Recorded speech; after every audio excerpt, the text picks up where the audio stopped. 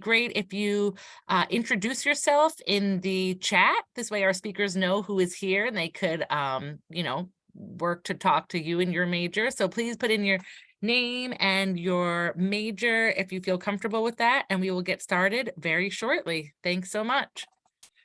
And one other housekeeping thing, the link for lead credit will be posted towards the end of the event. Thank you.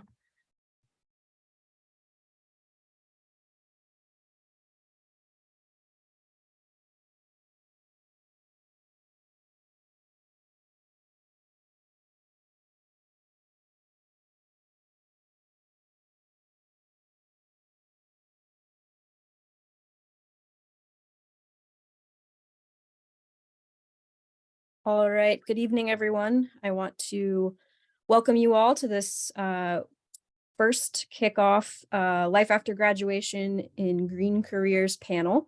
Big welcome to our 3 alumni guests, and thank you once again for being here as distinguished alumni. I'll call you lecturers, even though this is sort of an informal panel. And without further ado, I'm going to kick it on over to Callie to be our moderator tonight. All right, hello, hopefully you can hear me okay. But my name is Callie. I am an intern for the Office of Sustainability with Rachel. I'm currently a senior majoring in environmental sustainability with a minor in creative writing.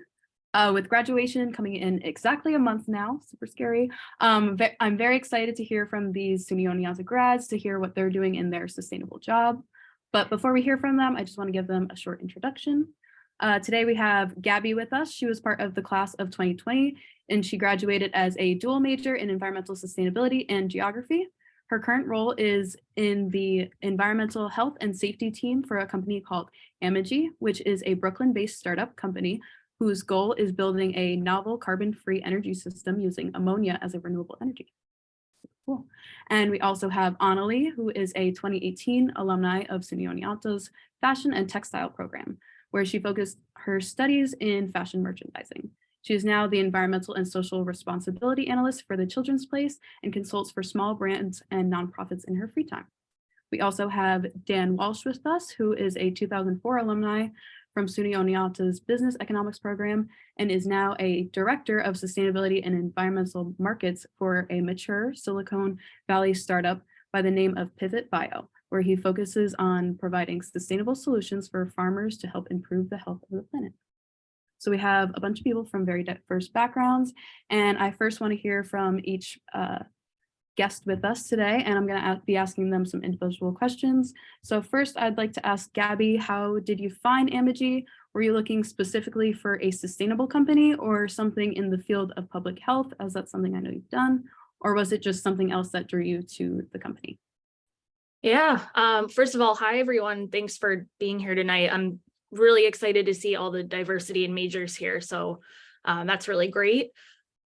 To answer that, so I was a 2020 grad, so I haven't been out of school super long now. I guess I would consider myself a COVID class, even though I think a lot of people consider class of 2021 more so. But after graduating, it was definitely scary because it felt like, what do I do now? We're in the middle of a pandemic. But during college, I interned with my local health department up in Dutchess County. So I kind of went down the environmental health route. But once I got settled into that, I worked on my master's while I was living at home. And I decided I want to be more back in the sustainable career path. So I started applying to a bunch of jobs down in New York City. Grew up in Poughkeepsie, but I kind of had a feeling that I wanted to be in more of the New York City network. So I came across on LinkedIn my current company, Amegy. They were founded in 2020 and it's a startup.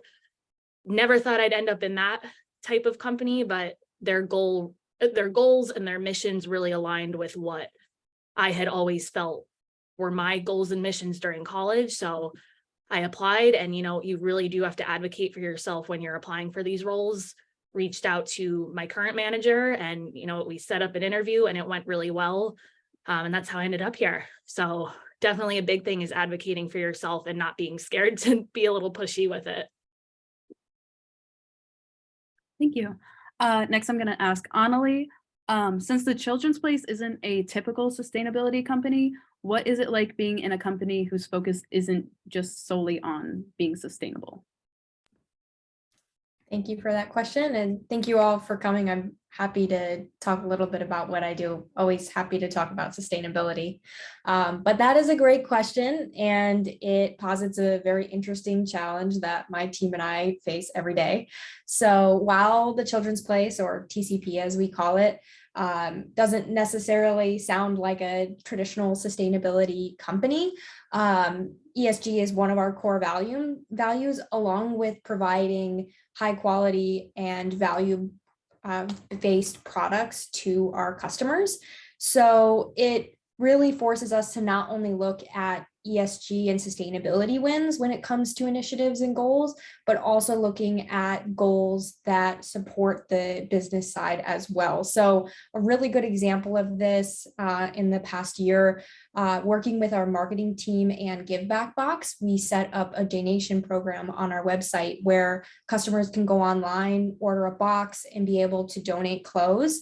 And we give them points to be able to work towards different discounts on our products. So not only was that a great sustainability win on the side of being able to divert waste from landfill, but also allowing our customers and our marketing team to have a win as well. So makes every day a little difficult in some ways, but also very exciting and allows us to be very creative.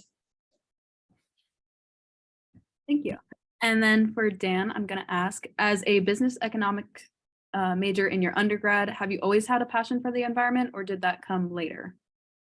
Yeah, that's a great question. And, I just want to say that I really appreciate everyone taking the time to be here this evening.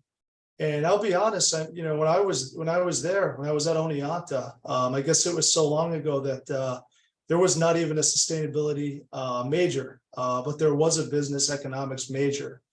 And, I always had a real passion for, business right when I first graduated. And, I got into investment banking. And from there, I transitioned over into commodities, moved around the country a few times, just can't be scared, just have to kind of go where that opportunity is. That's how you get ahead.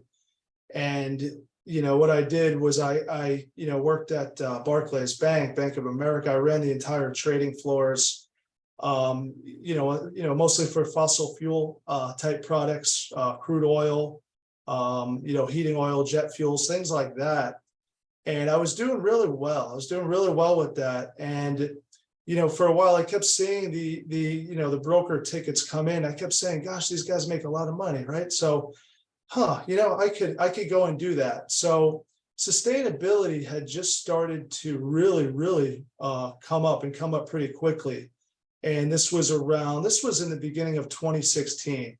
So what I did was, I went over there to ICAP, who is the biggest broker in the world, publicly traded broker shop.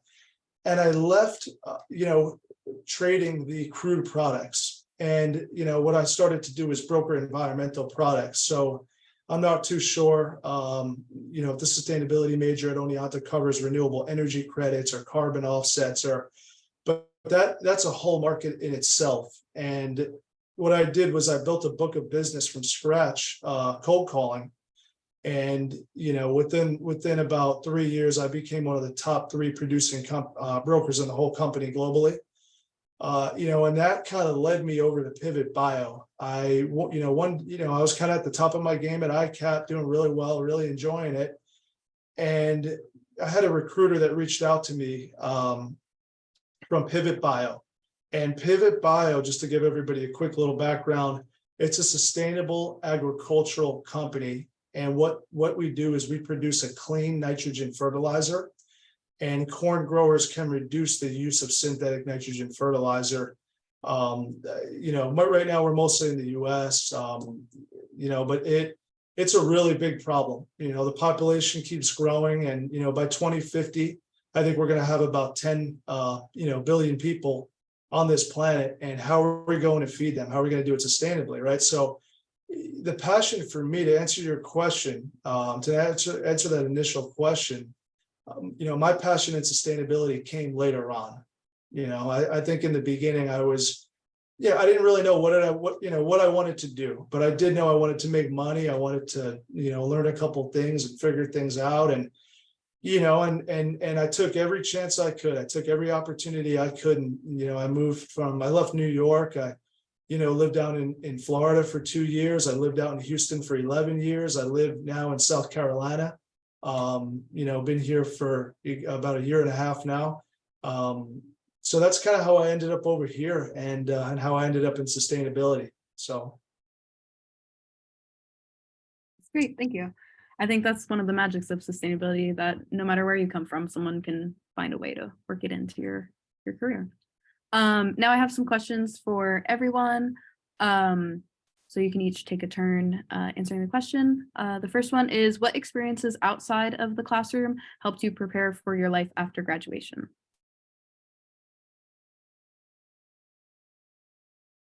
I guess I'll start.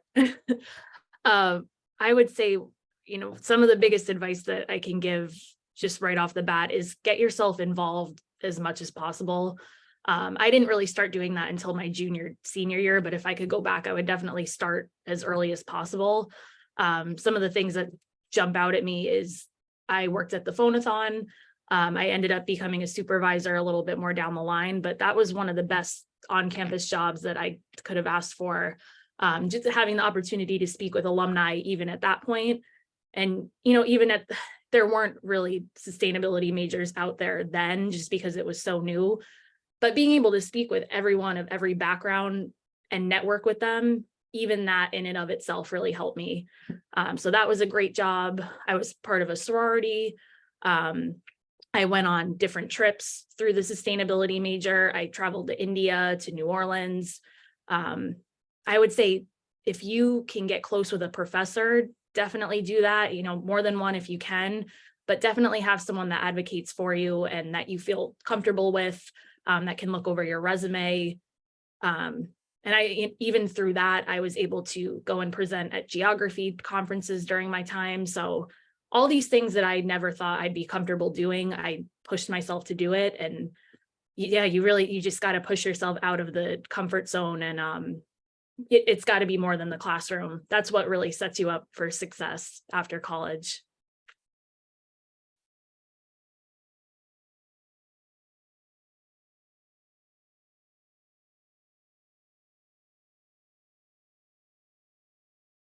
Annalie, would you like to answer that one next? Yeah, sure. So I completely agree with you, Gabby. I think that everything you said is really just on the nose. But I will say another thing that really helped me as well was not only connecting with alumni, but also connecting with individuals that I want their job potentially in the future, if you know what I mean. So people that are in roles that I look up to and I'm hoping to work towards.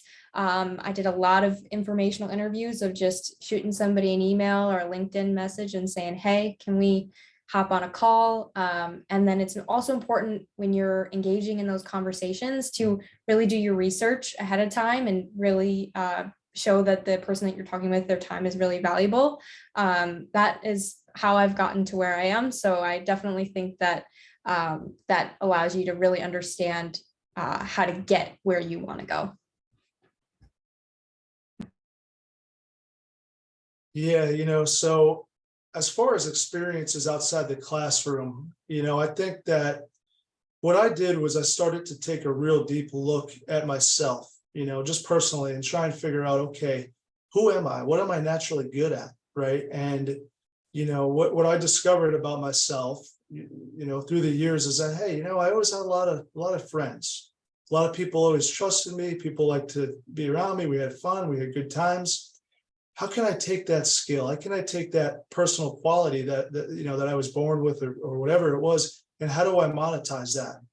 And that's kind of when I realized, I need to be in sales. I need to be in something, that involves relationships, something where I can take what who I naturally am and let that, because then it doesn't really feel like work. And I would say that, the biggest thing, when I first graduated, I remember just sending out resume after resume. I didn't really know what I was doing. I didn't really know what I wanted to get, where I wanted to go.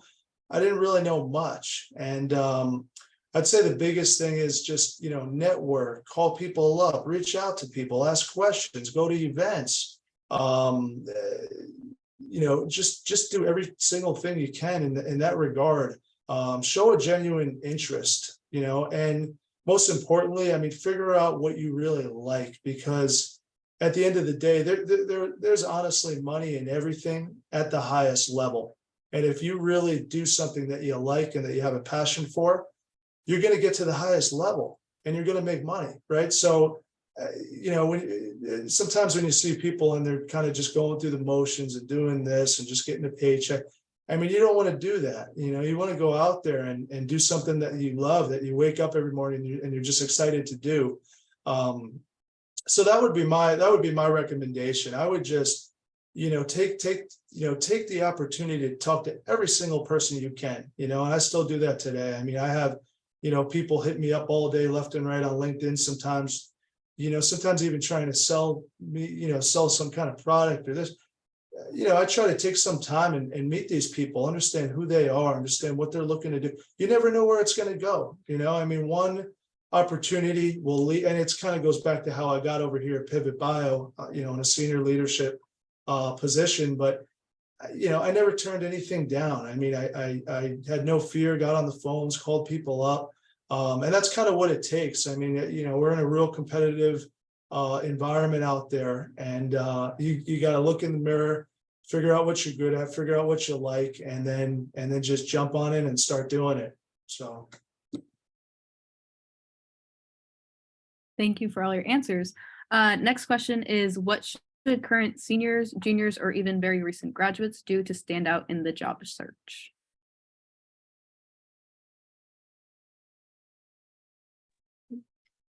I guess I'll kick off again.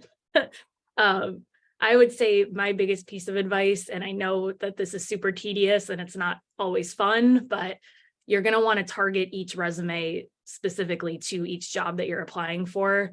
So my recommendation is make yourself a base resume and make yourself a base cover letter.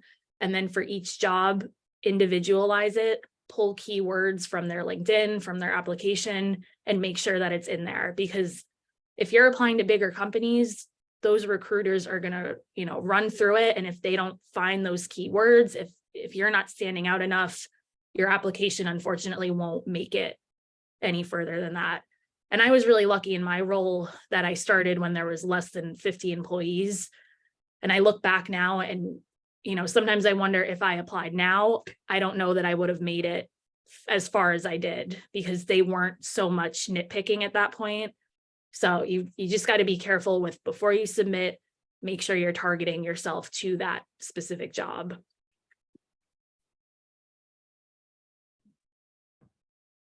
Yes, snaps, as tedious as that is. I would also say that it's important to follow up after an interview or making contact. In my experience, in the job I had now, actually, just a simple follow-up. It was just an HR person needing to kind of circle back with the team, and there wasn't anything negative. I know sometimes when there's a pause, you get a little nervous, but just giving that little reminder that, one, hey, I'm still here, but also two, I'm really interested in the position and in the company. It goes a long way. So it can really help you stand out. And it's just a simple message. So after you take all the time to tailor that resume, just remember to follow up with a quick thank you. yeah, I would totally agree with what Gabby and Annalie said. One thing you do not want to do, especially in this day and age, is just mass blast out one type of resume.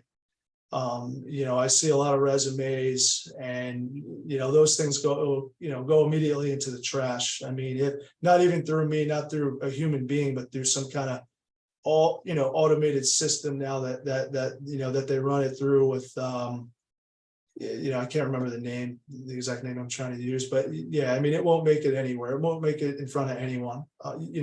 In order to get something, in order to get a good into a good career, you need to get in front of people. You need to get out there. You need to really tailor the cover letter, tailor the resume, figure out what it is that you have done that you did well, where those skills are transferable into that role. Another thing that you want to do is maybe go on LinkedIn, go on Indeed, and I think there is a place where you can go and look at people's resumes, and you can actually type in the name of the company, and you can look and you can see the caliber of people that they have there, and you can start to figure out, well, okay, what did this person do to get into this company, right? And that's kind of how you start to tailor things, and you could get different ideas and things like that.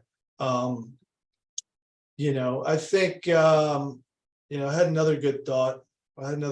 here. Let's see, to stand out in a job search. Yeah, I lost that thought. All right, we'll move on. If it comes back, I'll let you know. That's okay. You can let us know later. But those are all definitely really great tips. So what steps did you guys take for actually applying for the jobs post-graduation? Like, what did that timeline look like? And if Gabby, you want to take it, and we could just For me, like I said, I worked in public health for about 1.5 years after college while I worked on my master's. It definitely wasn't what I wanted to be doing. So I kind of made the decision in my head, like, all right, May 2022, get yourself to the city, find a job, find an apartment. So that was my goal. I ended up putting in my 2 weeks at my original job before I found an actual job, and I signed on to an apartment. So really the panic was set in at that point. And I was really in a massive rush to find a job, but I also knew I didn't want to just settle. So I kind of targeted down my search. I was applying to probably at least 5 a day, still individualizing those resumes. But the amazing thing with New York City, and especially, if you get into any large city, there is such a wide range of jobs out there, and there's so much that you wouldn't even think exists. So even though I knew I wanted to stay in the sustainability sector, there was so much out there that I couldn't have even predicted. So I applied to a lot of great stuff, and I interviewed for quite a bit also, but once I got locked in with this job, I knew that this is where I wanted to end up. And I've been here about 1 year so far, and the experience has really been unmatched. So I'm definitely really happy with where I'm at. Awesome. So within I'm going to go from after my master's. So I took 1 year to just work in marketing after undergrad at Suco, and then I went to Cornell for my master's.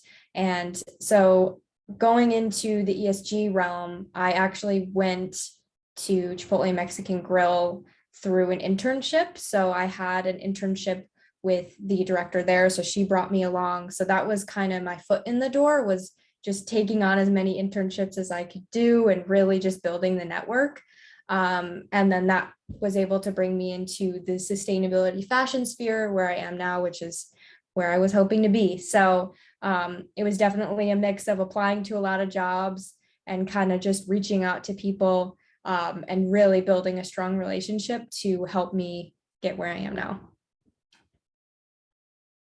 So I'm gonna go back because I just remembered what I was trying to say before. So and this was mentioned earlier by Gabby, but it is follow-up. Follow-up is insanely important. And, I had this past fall, I'll run through a quick story, but I had just taught my son about the power of the follow-up. Okay. He, him and his buddies, 10 years old, they had gone around the neighborhood around fall, and they put flyers up to rake leaves. And I think, I don't know, there's probably maybe about 50 houses in this whole neighborhood. He didn't get one call back. He was really sad and upset. And I said, hey, Paxton, I said, did you go and follow up? He's like, what do you mean? What's follow up? I said, well, you left the poster, okay, detailing out the services that you could provide. But did you go back and knock on the door and say, hey, did you get the poster? Hey, look, this is what we could do. He went back and did a follow up. And within an hour, he got 8 houses And once he got those 8 houses, other people in the neighborhood saw him, raking leaves, doing a good job. And then he picked up another 5. Before you knew it, the kid, 10 years old, I mean, he almost got every, house in this whole neighborhood. So that was pretty amazing. But that's what I wanted to say, how important. I just want to emphasize follow-up is extremely important. And then as far as the steps that I took when applying to jobs, I'll be honest, when I first graduated, I did it completely wrong. I was that guy that was just mass blasting out resumes, and guess what? It didn't work. I wasted probably about 3 months until I realized, I got to dig deeper. I need to start, tailoring the cover letter, tailoring the resume. I need, so yeah, I mean, that's, I said it earlier, but yeah, that's another very, very important point, and then the other thing is too, is that, and this comes from my background in sales for quite some time, is that there's 100 different ways to ask a question, okay, to get the result that you want. So some people, right, so you might send a LinkedIn and hey, this or that, take that approach. Person A may respond right back. Person B might not, right? You may pick up the phone, give somebody a call out of the blue, do a little cold call. It's something I don't really see too much out there anymore, but I'll tell you what, it works. Because when I had, did the brokering, that was only in 2016. And cold calling me, I had built a book of over 150 accounts, becoming one of the top producers in the whole company. This is in 2016. So it still works. I know that was a few years ago, but it still works. So you just have to figure out what button to push on which person to get the desired result that you want. So you got to try a bunch of things and you got to follow up and I'll kind of leave it at that. Don't do what I did.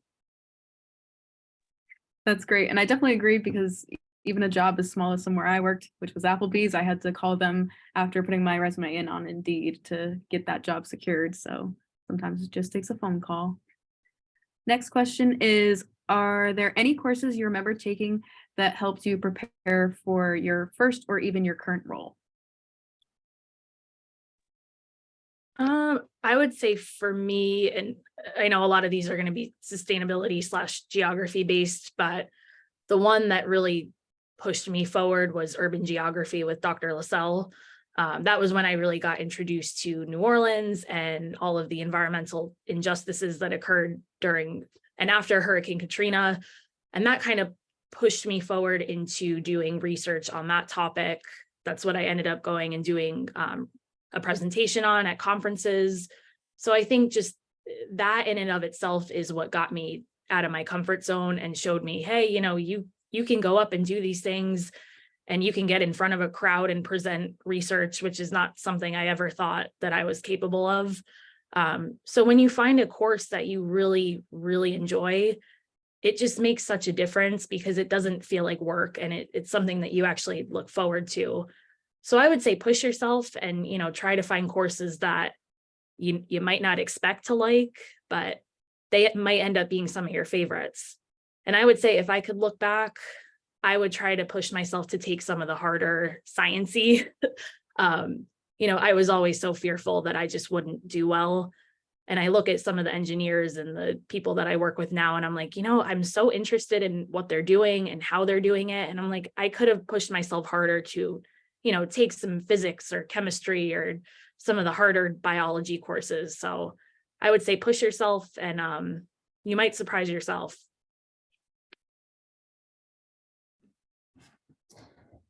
So I haven't been out of undergrad that long, but it's hard for me to think of specific classes, and I'm sure a lot of things have changed since I've been there. But I will say what has just supported me so much in my current role and previous roles is just having that liberal arts diverse education. So, I mean, I was a fashion major, so I took a lot of fashion classes.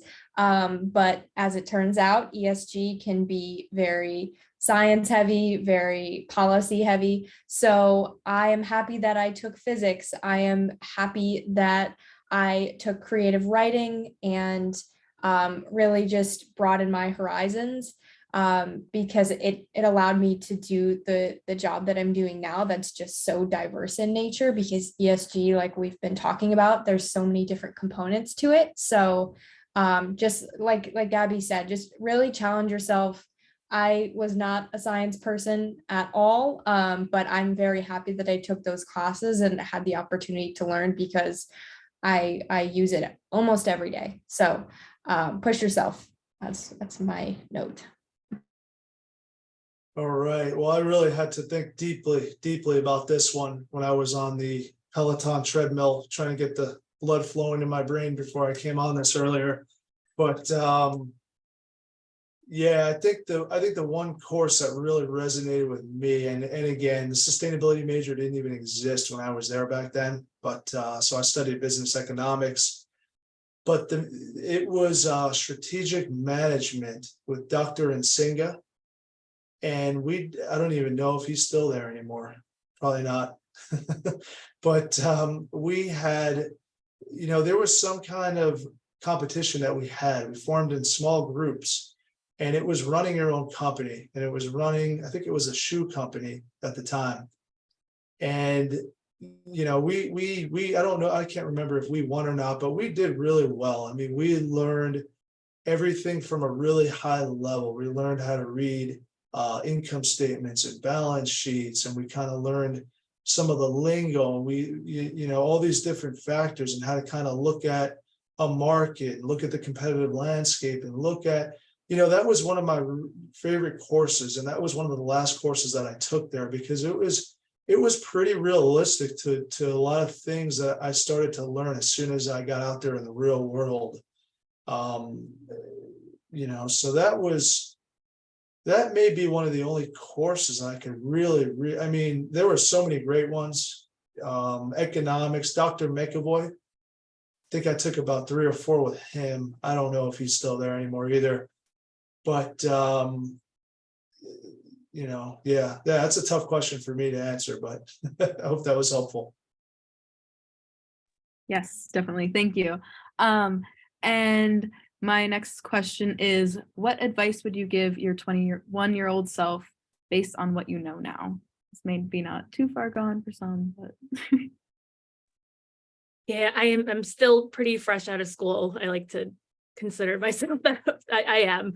But I would definitely say, when you graduate and you feel like you don't know what path or direction you want to take, just you have to be easy on yourself, and you have to give yourself some credit, because it's not easy to graduate and then kind of be like, all right, that's it. You have to go off. And B, you're so used to being in school all those years that's kind of the next thing. And some of you may go on and do your master's. But for those of you that choose to go straight into a career path, that's a huge transition from 4 years of college. So I would say definitely give yourself some credit. Take a breath, reach out to people, use your networking skills. Before you graduate, make sure that you connect with professors, with people around you.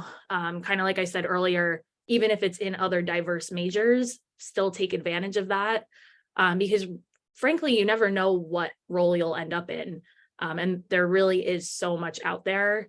Even in my company, even though we are, primarily a sustainable company, we have a business department, we have a marketing department, we have communications, we have finance, we have human resources, of course. So if you want to get involved in a sustainable company, but you have a different background, that is absolutely still something that you can do. And there's so many different paths that you can go down. So I guess I would say, just don't limit yourself and be open to all different kinds of opportunities, because they are out there. Wow, Gabby, you took just about anything that I was thinking, so you're right on it.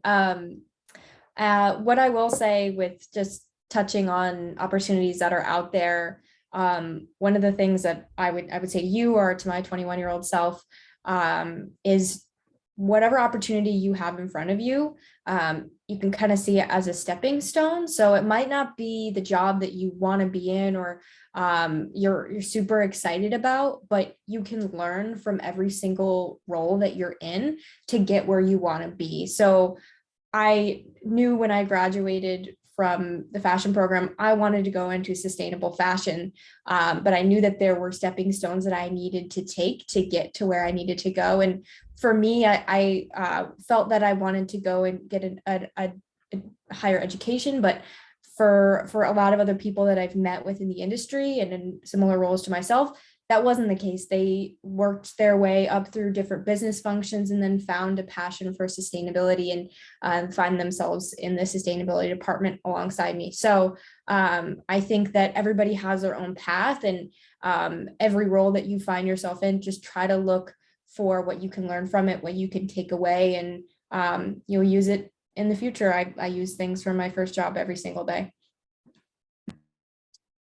Yeah, Gabby and Annalie stole a lot of my thunder, but I'll still try to bring the storm. You know, I think that, you know, if I was able to go back, I think that maybe I wouldn't have taken things so personally in the very beginning of my career. I would have seen any kind of rejection, any kind of failure, not really as a failure or rejection, but honestly, like a big lesson and a stepping stone, and just part of the process to success.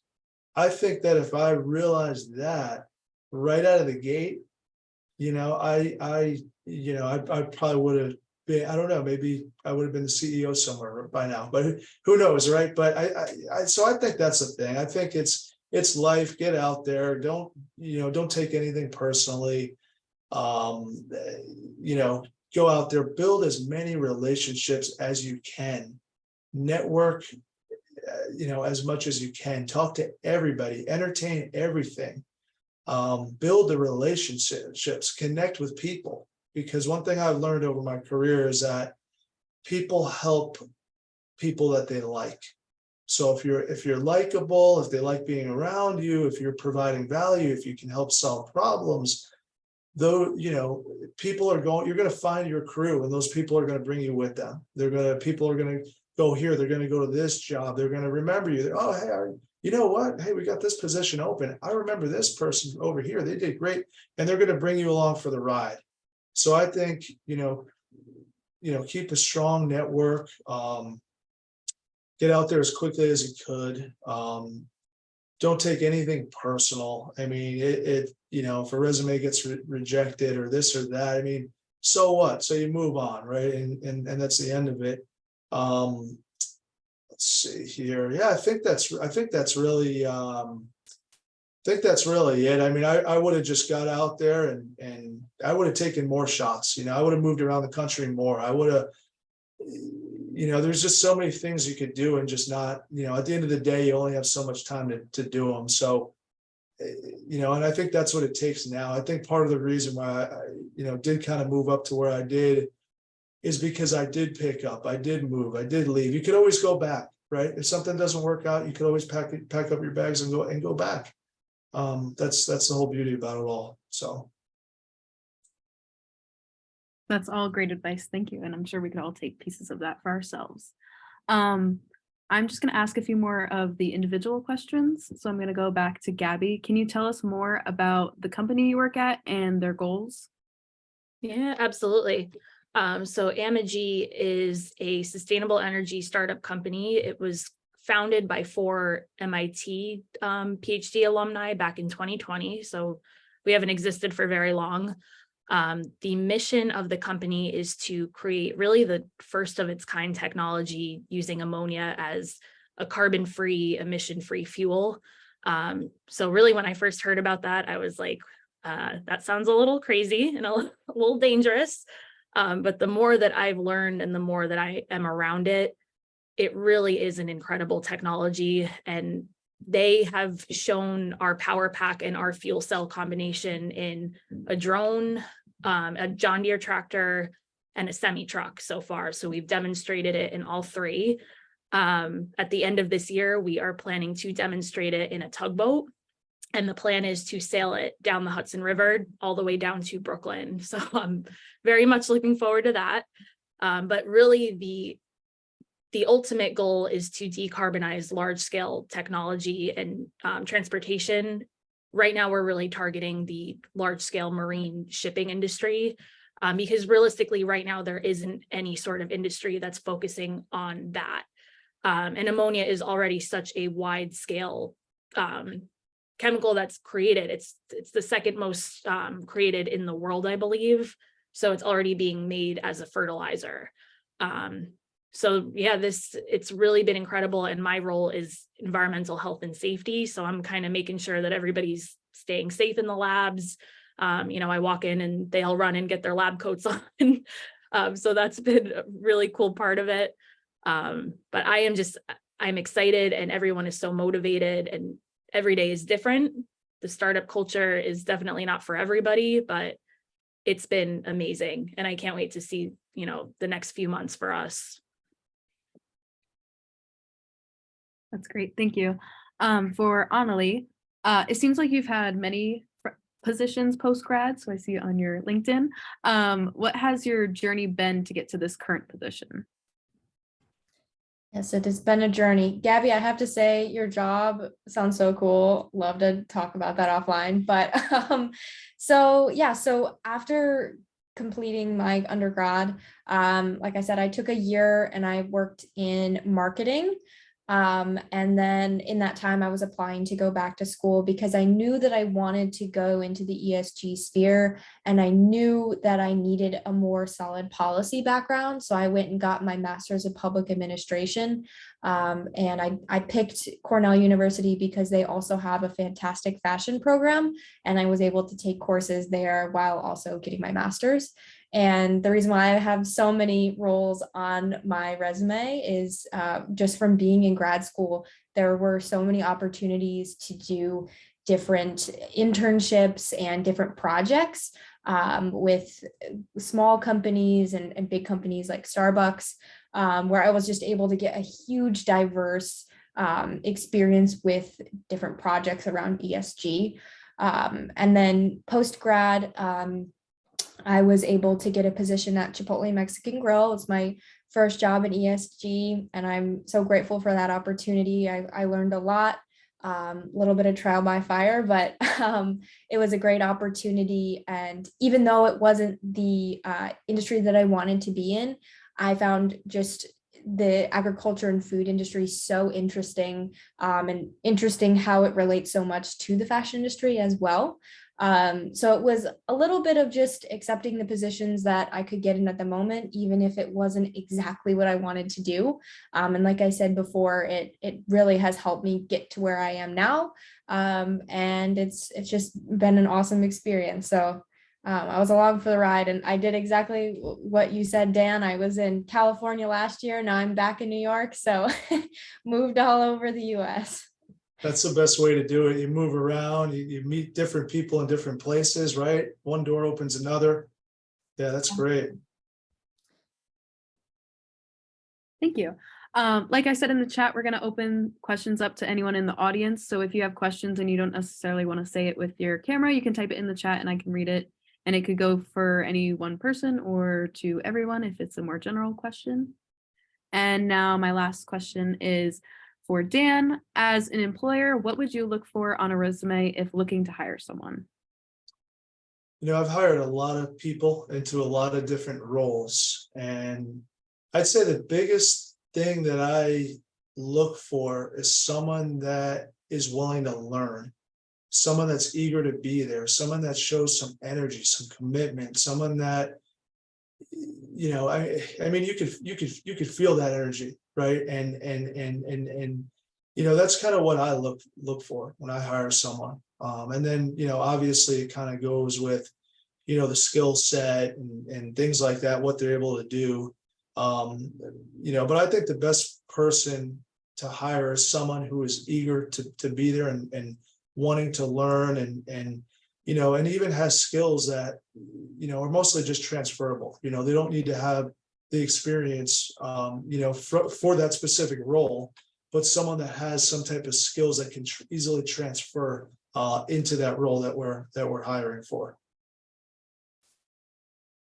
Thank you. So now if anyone has questions in the audience and would like to say something, you could just unmute yourself, or I believe there should be a raise hand button If not, I might have a question for our panelists. Just give everyone a second.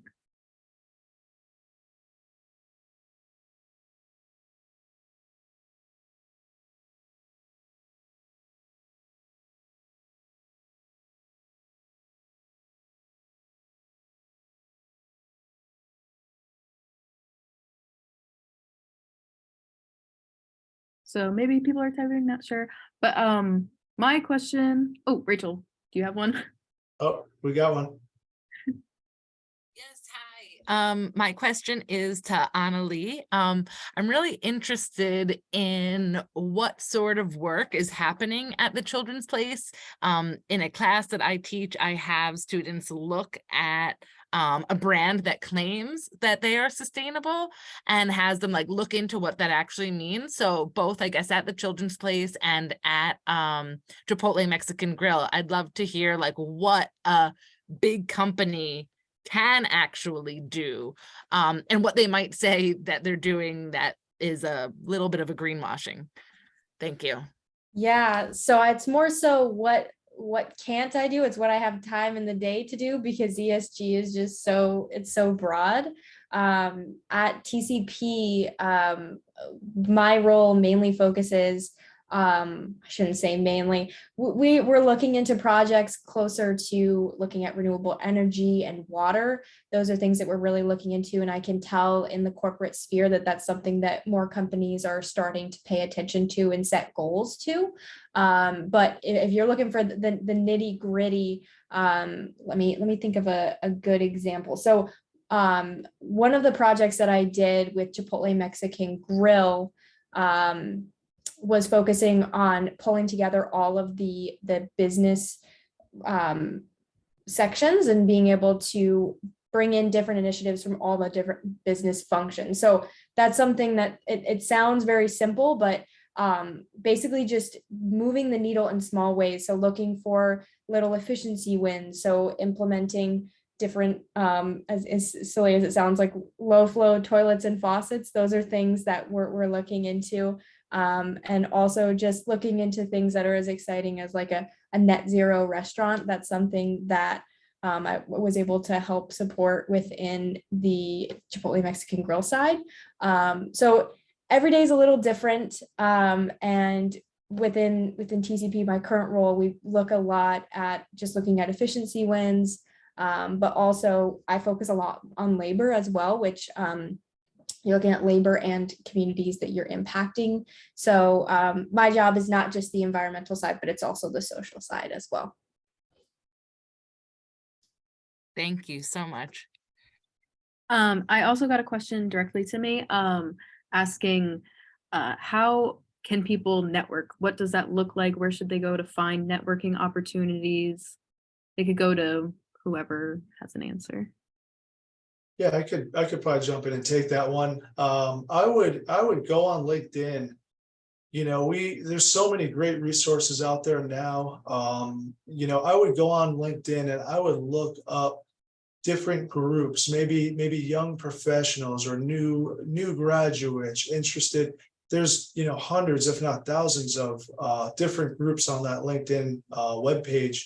And some of them are even, you know, geographically, you know, set up in different geographic locations. Like, for example, when I had first moved down to Houston, I didn't really know that many people. And there was a young energy professional group in Houston. And once a month, they would have some big, you know, networking happy hour event or something like that. And, you know, so I would join those and sign up and just jump on in and start meeting people.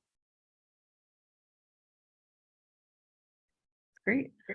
I also have a question myself. Do any of you work remotely either now or in previous positions? And if so, have you liked that experience or maybe disliked it, and for what reasons? I could talk a little bit about that one. I would say for my job, most of my work does unfortunately have to be done in person, but I do work remotely on Mondays. And then I would say majority of our operations and, you know, people doing kind of behind the scenes work, they do work a hybrid schedule. So I would say just from what I've seen, it does appear that more companies are flexible with that and that they are willing to kind of give you that hybrid schedule. But there are plenty of jobs out there now that are fully remote. So I would say for me personally, I do enjoy being in the office and I do like the social aspect of it. But I think hybrid is honestly the perfect kind of best of both worlds type of schedule, because you get your home days where, you know, you get to sleep in a little bit and kind of set your schedule for the day, but then you also have the days you go in, get to meet people and socialize and kind of do your thing in the office. So I guess it does come down to personal preference, but there's a lot more remote out there now that the pandemic has very much shifted our world. And then I work remote now 100% of the time. But I travel a ton. You know, I go out to California a good amount. I go to a lot of conferences, meetings. We have another customer success center up in Ames, Iowa, where most of our customers are that use the Pivot Bio product. I think it depends. I mean, I think starting out, I think it's probably good to get into the office as much as you could. I feel like I learned a lot just being around other people, seeing other people. Sometimes on this whole Zoom thing, I mean, it's great and I love working at home now, but sometimes it's really hard to connect with people, and I kind of think back when I first started at Pivot Bio, and I think it was about 2 months, because it was kind of in the middle of the pandemic. It was about 2 or 3 months before I had actually met anyone in real life, and it was a completely different experience. Like when you meet someone, I mean, you could see their facial reactions and you could feel the energy or so I think the best, this is just me personally. I think the best way when you're starting out is to get as much time as you could around everybody. I think that's probably the best way to learn. But again, I do really like working from home, and I don't miss the commutes that I had in New York and Houston. And I can jump in on this one as well. So I'm currently on a hybrid schedule right now, doing the commute to Secaucus, so not quite Manhattan, but doing that commute down is a little brutal.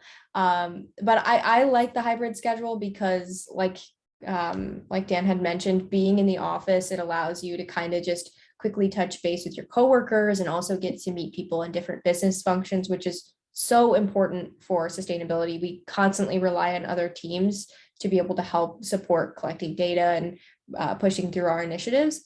But also just having the chance to work at home. I personally spend a lot of time looking at data sets. So sometimes I just like to go home, look at my bigger monitor at home and be able to just push through a heavy data set.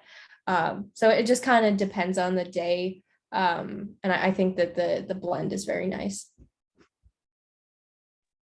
Thank you. Wondering that personally, because I'm not sure if I want to work remote ever, if I could ever see that in my life. And then we have another question that was asked to me. How could a computer science major be used in sustainability?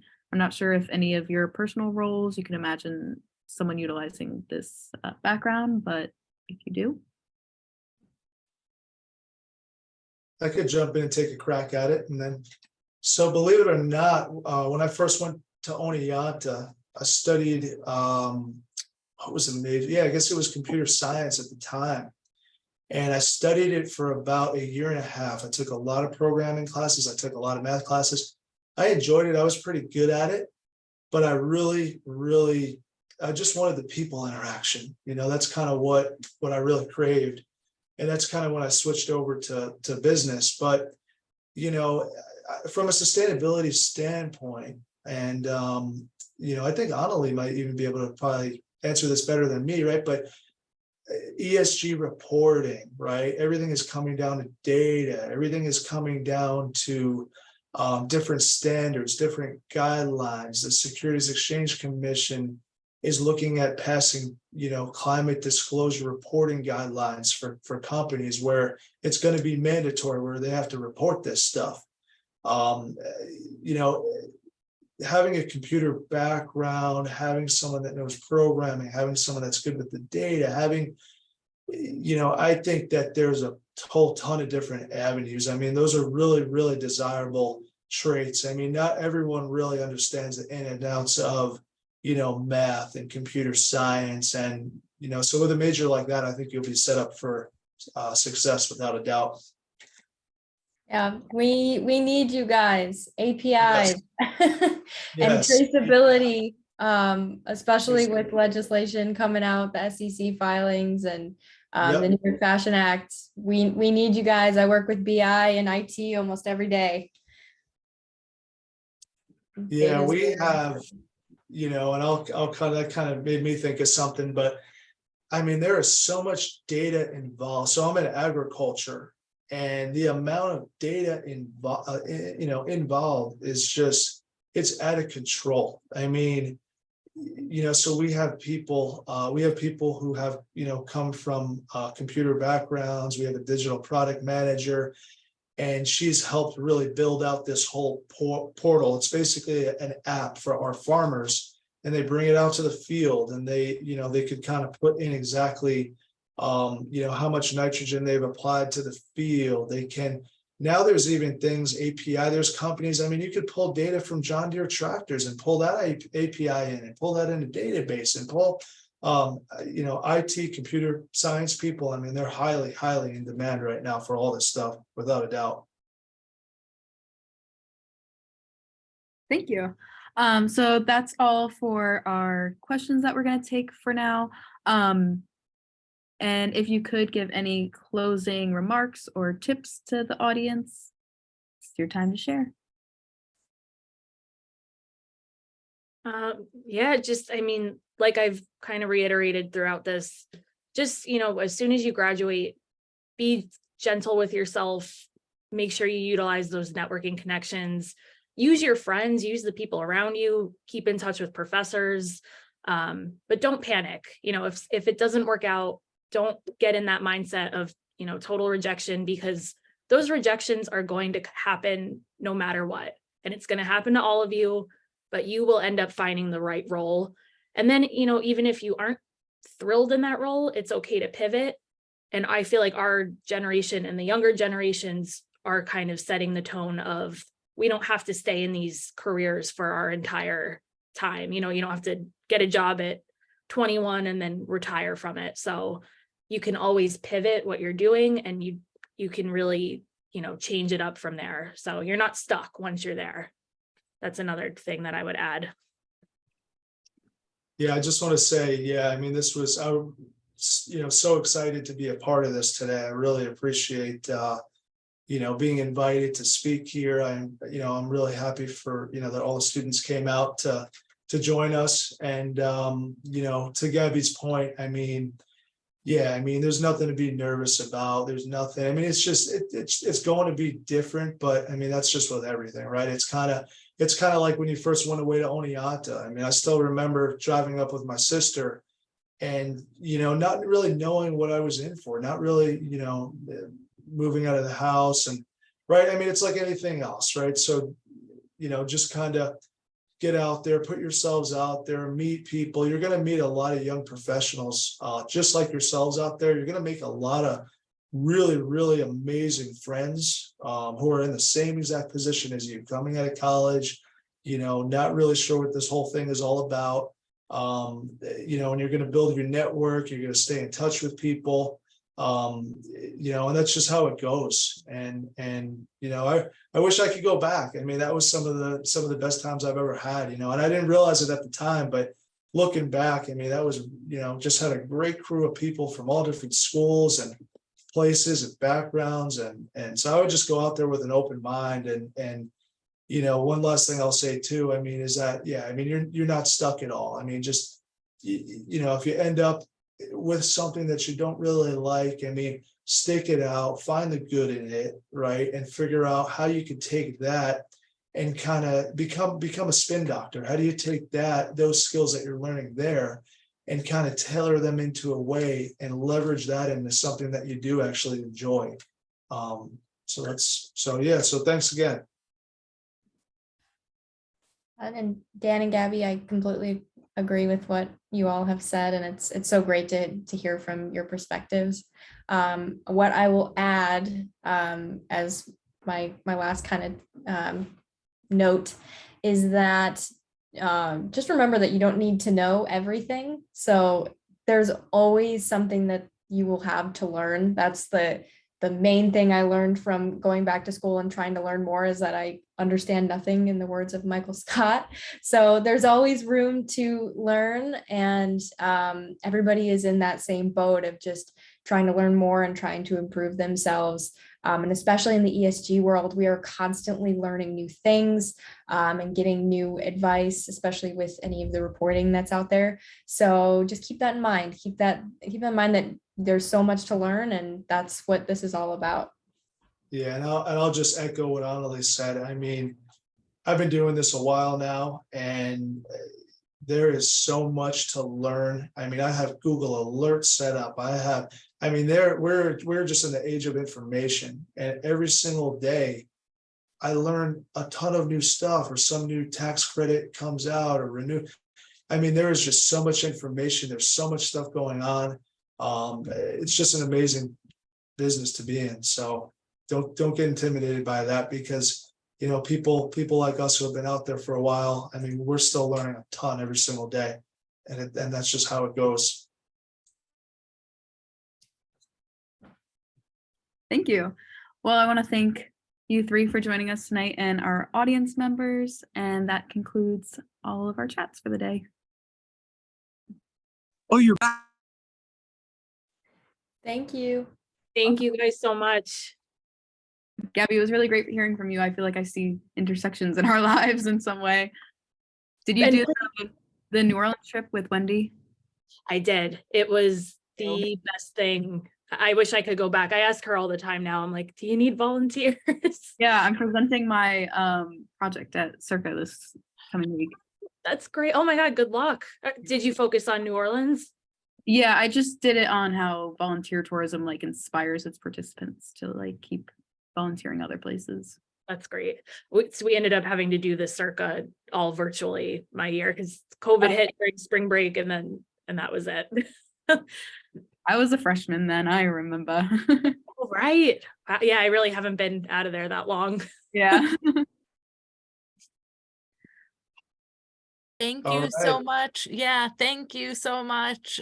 This was great. I thought this was a really good turnout, and I thought there was, some good questions. You can see already that people are saying that it was so helpful, and they had really specific things, because I think students are really hungry for this sort of thing. So we really appreciate you joining, and thank you for your time after a long day of work. And we look forward to, being in touch. We do this sort of thing usually once a year. So thank you.